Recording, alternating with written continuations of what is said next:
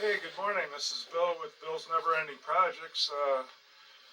Never ending because I keep buying farmall H's, I guess. I'm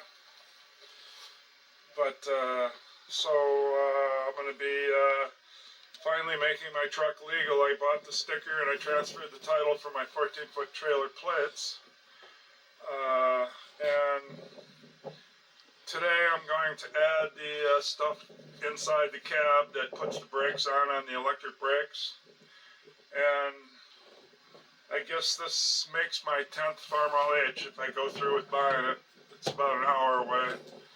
I was done buying them with my 39H, but the 39H I found out later, just like I did with my MTA, that I got somebody took the seat off it, and they charge almost as much as I'm paying for half the tractor for a seat.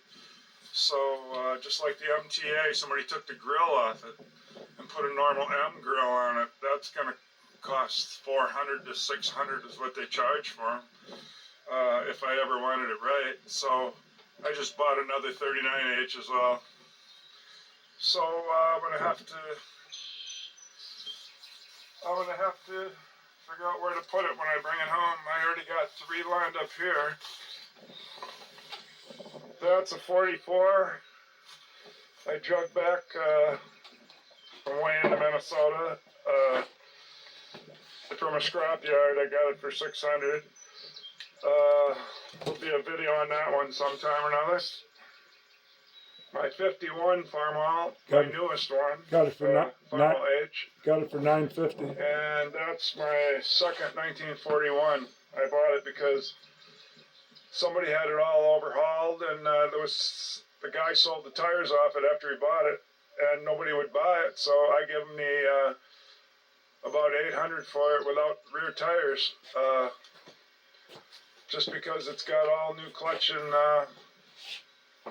pistons and sleeves and stuff in it. So that's 3.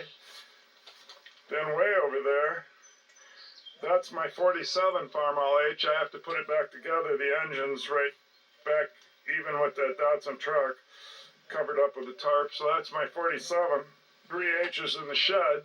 So that's another 41 like that one. Only that one I paid good money for. It had new tires in the back. 45H with a steel shift knob, and I got my 1950H that I got my snowplow on. My carcass of a 1940H I might try to bring back, and I got another 1945H with a loader on it.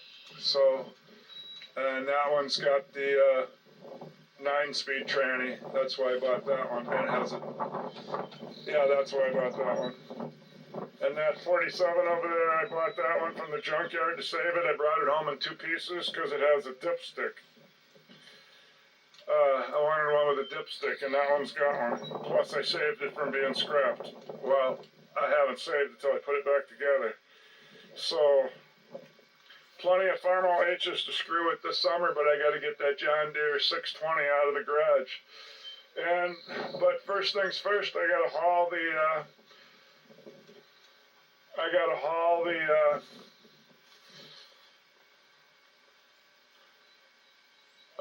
the farmall 39H, and I got to get the trailer so it's legal with the brakes. So that's the next step. This is the brake controller that I have to install.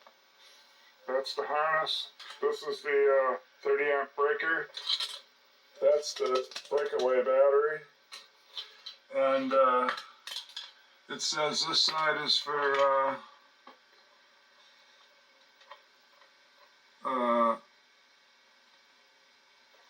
max brake control, output control, and the other one's for timing or something it's called sync control, so I'll have to hook that up. This is what I paid for my original 39 farmall H I bought. There's the date. I bought it on September of 2021, and it's got serial number 6877, and I paid $1,200, and I wanted the fenders, and he charged me $300 extra with the belt pulley or something like that. I paid way too much for this one. I shouldn't have done it. He had a loader on it, and now I got to fix the front spindle so the front wheels don't shake, so it was not worth $1,200. And that other one didn't have the regular seat on. This one's got the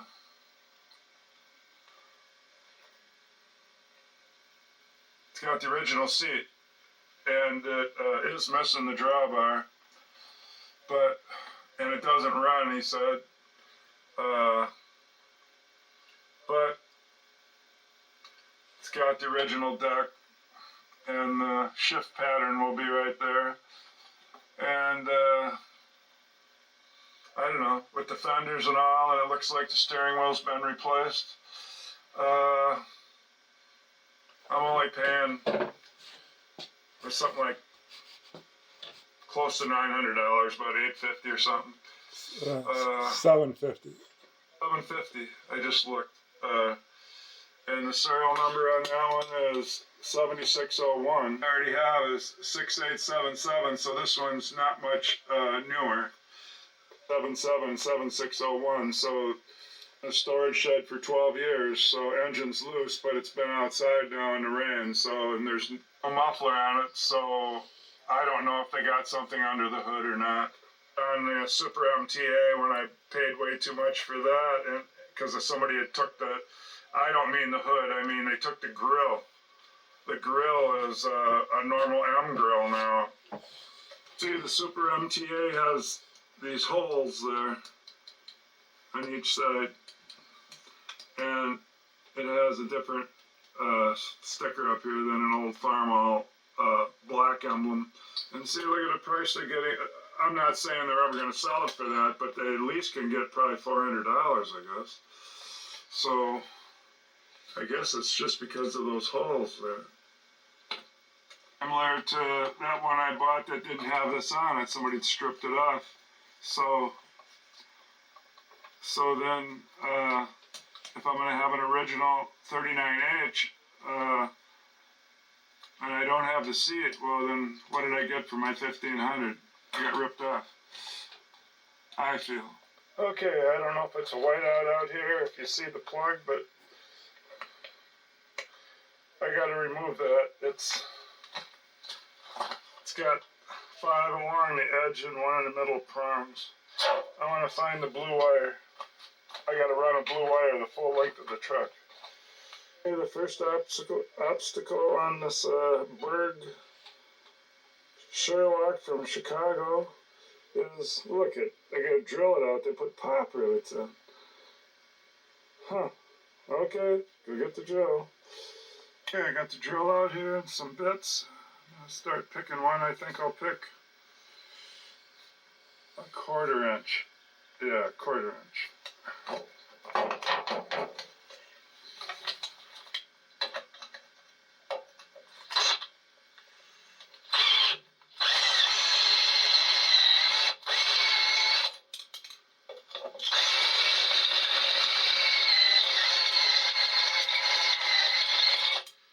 I gotta use both hands. It'll be off in a sec. Okay, a couple hits with the screwdriver and hammer.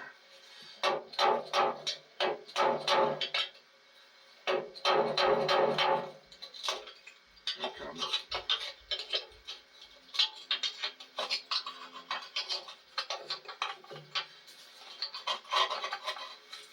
Never had this off.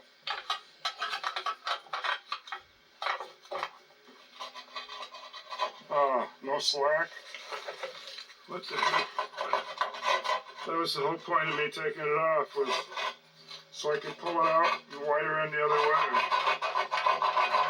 Oh, boy. Okay, I'm gonna have to go into the truck. Yes, they put the plug in first, and then they wired it to here with no slack. And then they do have one wire going up. It's a yellow one. It seems to be going up to the cab or something. And then they have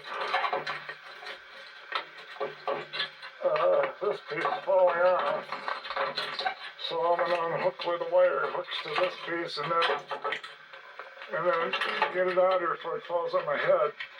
And then I guess,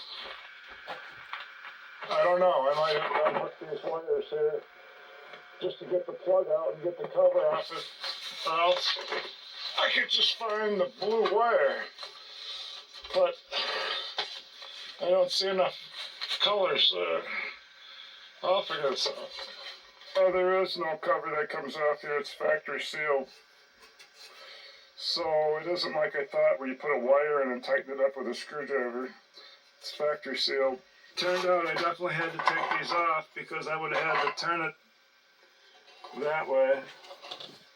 I would have had to turn it that way to get at the screw. And I didn't know I could do that from up here. I went and worked on that from under there. Then I lost it because I was upside down. So I'm going to try to put a vice grip on here and a channel locks. This is where on there. This is where I don't realize how they come apart. Channel locks on the other part. See if I can break it loose. I'm sure I'll probably end up buying a new one of these. Yeah. Well, I cut the wires. It all looks like one piece to me, but if it's all one piece, then why is there a screw there? So I'm going to go put it in the vise and see what's going on. That screw hole there must be from some other application because this is welded. That is welded all the way around there. So I'll cut it with a die grinder, but I don't have an aluminum welder to put it back, so I'll probably end up going to town to get one. Yeah. I'm getting it. A little more to You're wrecking it. You're wrecking it. By cutting this Way to piece go. and this piece, I You found wrecked out what it. the screw is for. This piece was welded to that, and it's permanent. These were probably made in two pieces, then this was welded on. So that means I could just weld this back on and I'd be okay, but I don't have an aluminum welder.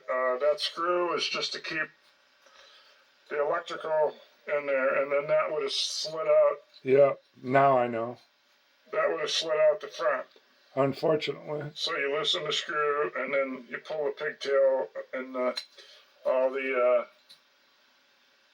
prongs right out the front. So that's how it worked. Now I know, but now I ruined it. I know you were all saying, he's wrecking it, he's wrecking it. And I did. Now I go buy another one. This is what I had to read. And I finally could make out the left turn and the right turn. The left turn's on the left side of the white mark. Right turn's on the right side. And let me show you what I had to figure out. The white line down, it's left turn, right turn, that was LTRT. Then this just said stop.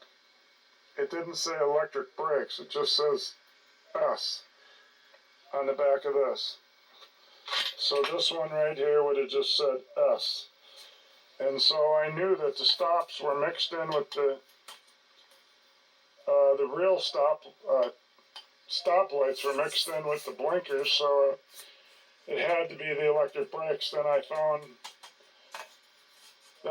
a company that actually posted the next one. Really baffled me, TM. And then I thought possibly tail marker. They could have just put tail light. Tail light would have been turn left or something. I don't know. But then GD, instead of putting GND, they put GD. And then the middle is black accessory wire, so we'll have yellow, red, No, black in the middle. that's supposed to be green. Blue for the electric brakes, brown for the tail lights, and white for the ground. So now I gotta go, I got all these colors from doing my pinball machine, so I'm gonna go get all those colors and cut one a foot long or so and add to this so I can slide it back in. And look, it's all welded back. No, I went to the junkyard. No, the other one's still cut off. I went to the junkyard and got one just like it. kind of lucky that there was an old 70s truck there that had one. I just got to put a new spring on it. I could take one off the old one, so I'm stripping it.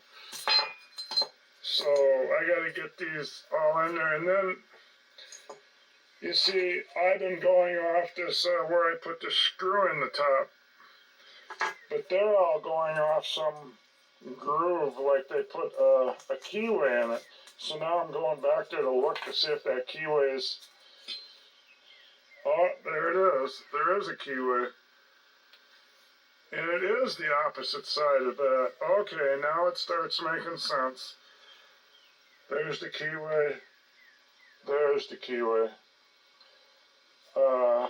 So with that on top, then the blinkers would be on the bottom. Because the keyway's on top and there's the keyway. Of course, nothing goes into this with a keyway. There's no keyway on there. Yeah, It's but just that screw you put in. no, it's on the where the trailer. white line is. It's on the trailer plug. Okay, so now it's all making sense. It's past 6 o'clock. I'm gonna wrap this up. Now I got at least a start on it. While I was at the junkyard, I got a Ford radio out of a 76 F-150. It's got the 8-track thing there. I took the cover was just solid rust on top. I wire brushed it and painted it silver. At first I thought the AM didn't work, but I guess I didn't have the antenna plugged in all the way. And then when I heard the AM start working and I checked the belt on the 8-track, it was good and the 8-track works. So I'm going to put it in here where I took out one that was draining the battery and it quit working. So I cut the hole. So I'm going to have to put this one in from the 76 truck. Because I didn't cut the hole bigger for one of those newer later 80s or early 90s radios, so it's still got the hole. So I guess I'm going to have to take that one that I cut up and see if I can get that heater thing to cross through the middle of it without unhooking the steel cable, the lawnmower type cables, and I could have some tunes when I go get the 39H. Well, this is already the used one on there. Once I unplugged this big huge wire, it let me pull the thing out of the dashboard. I was already starting to mark that. See, I put a mark so I knew which cable it was. I was already almost going to start taking that out until I pulled this wire and I got this out further. Way out here, I was able to tip this on an angle, and it actually straddled around it. See, there it comes. Yeah, so it will straddle around. I'm surprised. So put this back away and get this in. Now I'll have my 2 holes like you're supposed to. Although it's much harder to put these radios in. I took the ashtray out, and I'll have to go in from behind. Well, a normal radio is in there, so somehow I'll be able to get it in there.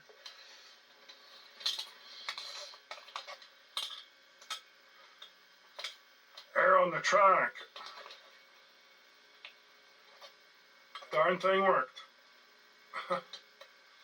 Amazing. I had to lube up these tone and bass, and only one speaker would work at a time when I turned this, but I lubed it up and kept going back and forth. All right, back to work. There's one thing different about a 76 to a 77. This one has these little wings on here. That's kind of how I mounted that not factory radio on here from an 88 Escort. I drilled these and put these in there. This one you wouldn't be able to do that. See, there's no wings on it, no lip, just that little 1/4 inch or 1/8 inch. This one it's inch. And then these screw holes here were I almost had to have a ratchet to put those in. Those were a different size.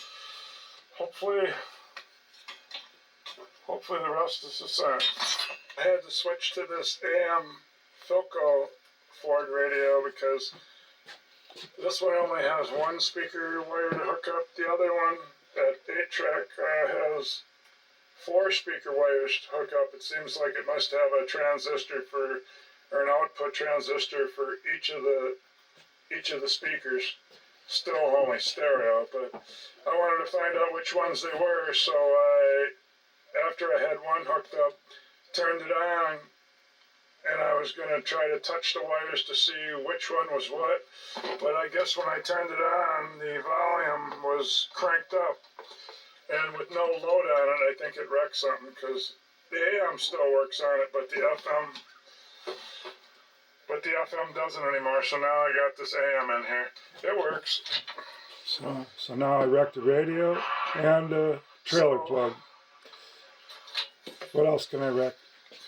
So, I gotta put this thing back on here now.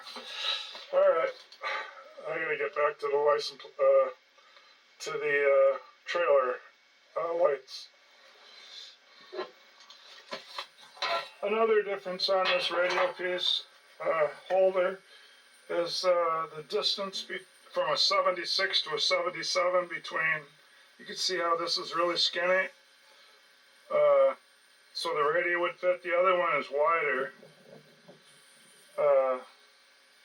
It's wider right here, so I had to notch out. I'll show you. To go back to the junkyard and get a 77 piece, or then notch out from here to here, so it would pass that. And you can see up in there, that's what I did. There's a notch here now. Did it with the die grinder, so at least I can put the screws in now up here. That's what it kept it from doing, putting the screws in. So, and then I see I notched this bigger for that other stereo, so now I'm always going to see this. So the piece is kind of ruined anyway. Okay, I got that unit that runs the trailer electric brakes mounted up on the dash. And then I plugged in the plug and the wires. I'm just going to stick through this hole. I don't know why they have a hole in the thing there. I have no idea what that would be for, but look, the wires can go right in there. And I might have to lengthen some of them. I have the white and the black, and then red and blue, so I'll read what these are for, and then I'm pretty sure the blue is going to be the signal coming out of that unit, and the red is coming off the brake switch, is going to go into the unit, and so that takes care of the red and the blue wire. The black and the white. I'm going to have to run the black wire to the circuit breaker that I bought, and then to the positive. That only leaves the white to the negative on the battery. I don't know why you just can't use the dash, but if they say run it over there, maybe I will, just so I don't need to know anything. So then the black and the white are the black being the hot, white being the ground, and then the red's coming in, and the blue is going out to the trailer connection. Okay, got it. Okay, I got the black and the white wire run around. It goes right up, goes across, and I gotta put this breaker on over here on the hot 30 amp breaker, and I ran it across there, and then right in there I was able to shove it through. And that's where I'm going to come out with the blue one to go all the way to the back. Do that tomorrow. It's after 5. I'm just shutting the hood and picking up the wrenches. That's where I'll start tomorrow. Good morning, it's another day here, and back to the wiring. I'll show you what I gotta connect next. Yesterday I got the garden plowed. I used the 51H right there. I had to untarp it, and then I found I had to file the points and get a new battery. That was $150, and then I filed the points on the side where you could see it, and then since the points are 2 pieces, I took the needle nose and loosened the nut and took the other piece out and did it up on top, because I wasted a lot of time trying to do it where you couldn't see the face of it. Once I got it all shiny, I turned on the gas and added 2 gallons and did the garden. Now that can dry out so I could disc it. Yeah, it's April 11th. So I want to add this thing right by the solenoid there. Right by the solenoid, the left of it. I'm going to screw it right there where that hole is. And so to screw that there, I use these, but since you can see there's not enough room for a washer here, I'm going to grind this thing down on one side of each of them, then I don't have to go to the hardware store. And then I just got to find the right size to be 2 sizes under, and I can use these to screw it on, and I have this 30 amp breaker connected to the firewall. Let's get that done. If you don't clamp right to the washer, it'll just spin. See how I got that side ground off then? So I gotta do the same to the other. Well, I got the ground side hooked. Since I got that thing fastened, I can now splice the black coming in and then going out to, maybe I'll use one of these things that are cut off on here. Might as well use one of those. Get that done. Okay, we're getting that wrapped up. And we're going to move on to something else. Okay, so now I got the red coming up from the brake pedal, giving the signal to this blue one. These are the ones from the battery. This is the hot, I think this is the ground. They come out of here, and through here, you'll see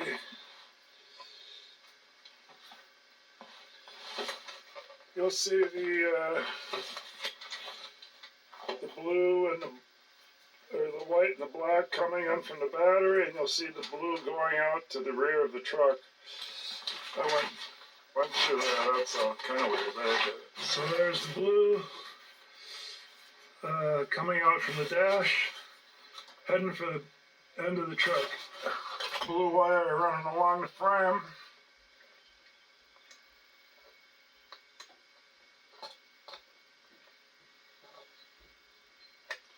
And back to the end of the gas tank here and to the back. The other wires are too short, so I guess I'll cut this one off too, and then I'll wire the trailer plug on underneath. I'll have to do it laying underneath there. What to do here was grind that piece of frame rail. I couldn't get anything without grinding that for my test light. Yeah, so I got that ground for my test light. Then I was able to mark what each wire is. So now I just have to put the pigtail back into the fixture and then put that back in the hole. Back in that hole there. So now I gotta find the fixture. I got it with my broken one that I cut off. So now I still gotta fix that cover on it. So I guess I'll get the pigtail and put it back in there off camera. I have to get the, I went and put these connectors on first, but I still have to get through that small hole. So I guess I could put them on a couple at a time if I have to.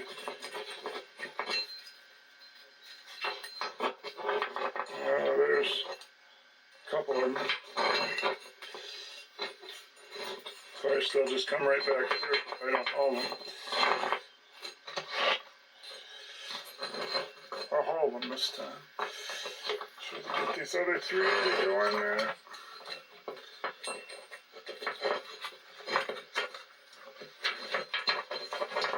There's one. Another one. Well,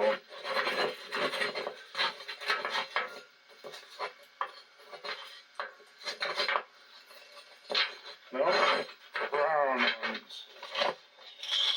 Brown ones hanging up. Just bring it up, start over.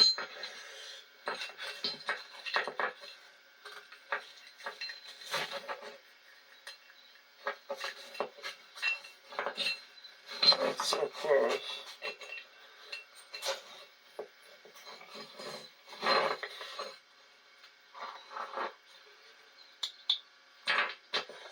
Oh, come on, wrong wire. There.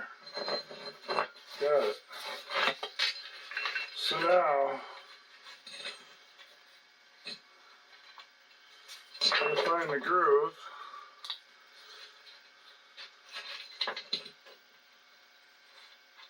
Okay, that's the groove in the bottom there. So the screw goes to the top. So, where's my screw thing? There it is. It's by kind of green wire.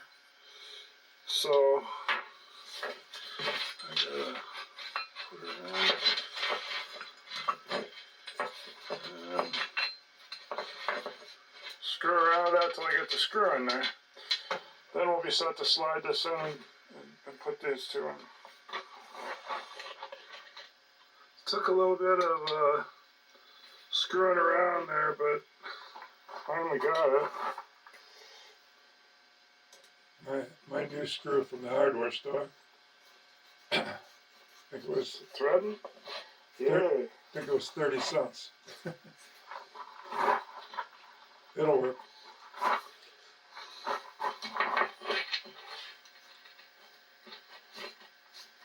Unfortunately, I'll have to... What that does is when the screw goes in, it pushes that piece of metal to this side, pushes it to the opposite side, I think, or it makes it protrude or something. Even it probably does it on this side, but it makes it tight, so you don't have to go nuts with it. Just pushing that in makes that thing expand. So, I'll have to go back. Oh, I gotta go fix the cover now. Okay. Here I am back about a half an hour later just from putting that spray on.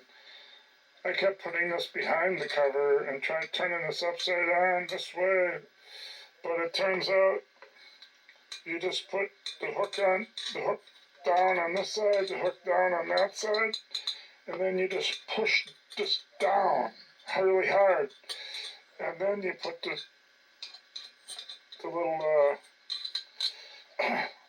rod in there, similar to the rod on a float and a farmall H.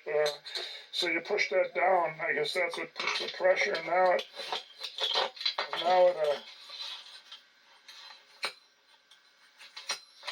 Well, I just could not get that figured out. But now I got it. Well, I took pop rivets out of here. So what I'm going to do is I ground that down, and I'm going to use 7/32, and just know right where the centers of those were.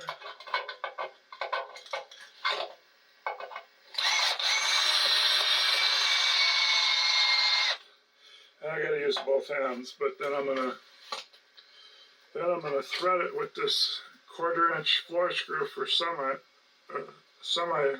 flatbed floors. And then once I self-tap it with that, I keep some of these from my old trailer days. And then I'll use this to thread it. Not that this will do it, it will just wreck this. I'll have to use a wrench. Alright, I'm going to get busy with it.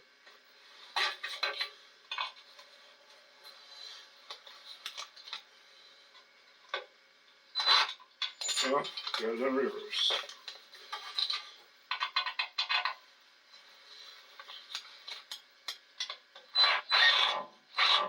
Yeah, I gotta use both hands. So I welded some nuts on this flush screw, so I can just use a 3/8 wrench.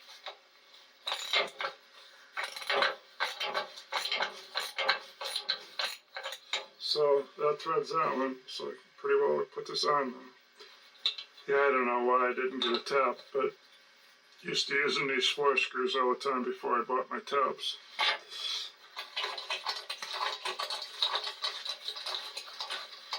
I might have to take it out again later because the green wire didn't get under the clip for the right turn.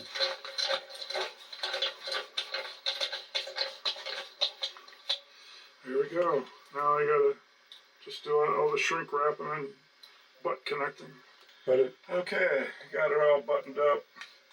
I put some silicone up on that because I don't have a that I'll have to cut later. A rubber boot. I don't know if they ever had one. I imagine they did. And then the shrink tube, I put some silicone on each end of the shrink tube just in case. And then when this is all dry, I'll put a couple ties to somewhere. Drill a hole in the bumper maybe, and put a tie or. Okay, so now I should be ready to hook up to the trailer. Okay. Throw my spare tire in the back for the trip and start getting the chains and stuff. Oh, that's right. This tail light, or this brake light is bright. The one over here is dim, and I have to figure out what's going on. If I need to grind a spot on the frame and connect the wire and then come up here and ground it, because this one acts like it's not working almost. It's dim. Well, it's Monday morning. As you can see, I got the trailer hooked up and having trouble with the hand choke. When I first put this on, the choke would work on the dash that I installed under the dash, and it would just open and shut it like it should. Now, with this thing wore, see? It's wiggling. I don't know if it did that before. I didn't know I was going to have trouble with it. It takes two people. First, the person out here has to get it over center like that, and then it'll work. That's the only way to go on. So in the morning, every time I start it, I'll have to take off the air cleaner and then give this a push so that it will go on. Start normal. After it's warmed up, I can obviously put the air cleaner back on because you don't need the choke. That's one thing. And then I had to build a cap. That one rotted off. And then this one. That one. So I had two vacuum leaks. I had a battery drain even though I changed radios, because when I put this on, listen.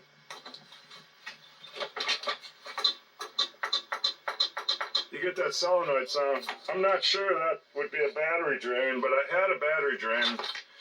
It possibly was that radio, other than just a clock. I mean, one that would wear it down in 5 days. Got my spare tire in. Got the hitch down. Got the safety chains on. Got this emergency brake, trailer emergency brake wire hook that goes to here. I couldn't get it back in here. And I bought a new one. My wife come over and put this right in. I put a new battery in here. But the test light's not going to work. So maybe I would still get a ticket. I don't know. At least I got a new battery in there. And right now,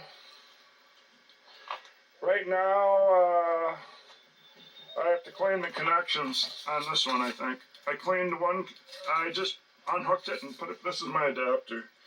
This is the 6 prong, this is the 7 prong. I just gotta keep cleaning this till I get all the taillights and blinkers, and then I'm good to go.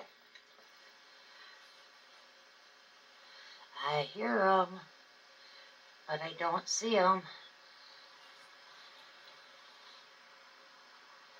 Here he comes. Here he comes. Waiting. It's a slow trip.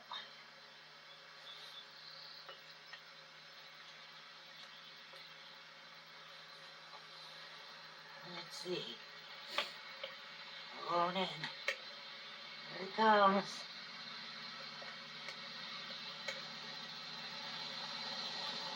Oh, he's gonna make it.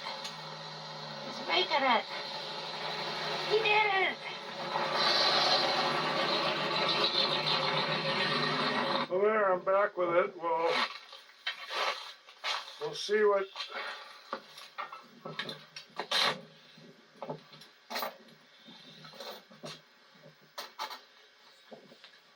Let's see what.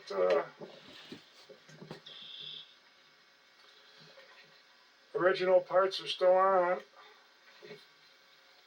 Looks like original PTO with a more modern cover. This all fuel thing is still hooked up. Look at that. Oh, there's no ball on that one. Then when they have one of these, then they put it over here. Oh. Okay, well, I threw a piece of rubber over the exhaust. And I gotta throw something over the gas tank, the 2 gas tanks, and then I'm going in, I'll unload it tomorrow.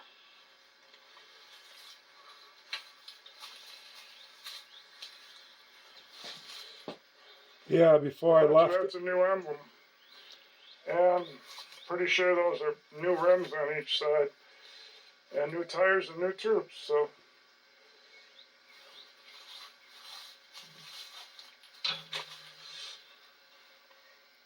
Looks like a replacement oil pan. That's not a 39.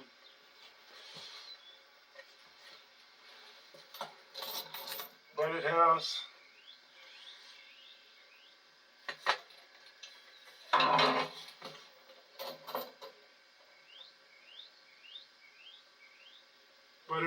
the battery ignition. That's good. All right, I'm going to. Well, I was glad to get the 39H back, and that was really nice of the guy to hold it for me for a month. The only reason I was able to get it is because they posted it in the middle of the winter, and nobody wanted to go get it in the middle of the winter, so I got lucky there.